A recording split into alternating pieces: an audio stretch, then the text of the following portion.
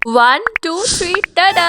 প্লাস্টিকের এই বোতলটা দিয়ে অর্গানাইজারটা কিভাবে বানালাম? তো ফার্স্টেই প্লাস্টিকের বোতল তো লাগবেই, সেটার আমরা এই মিডল পোর্শনটাকে ৩ টে ভাগে ভাগ করে নেব।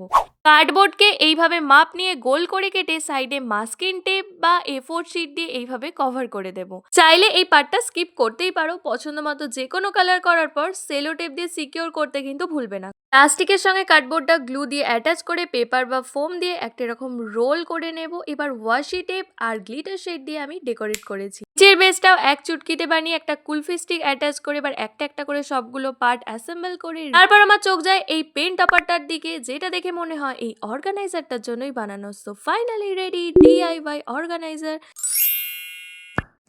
এই অর্গানাইজারটা বানানোর কারণ হচ্ছে আমি যখন প্রথম ক্রাফট শুরু করি তখন কার্ডবোর্ডের বক্স দিয়ে এই অর্গানাইজারটা বানিয়েছিলাম, কিন্তু এটা এখন নষ্ট হয়ে যাচ্ছে, তাই এই স্টোনগুলো রাখার জন্য এই অর্গানাইজারটা বানালাম। তবে তোমরা এটার মধ্যে ছোট ক্লিপ বা সেফটি পিন রাখতেই পারো। চলো আজকের মতো তাহলে টাটা।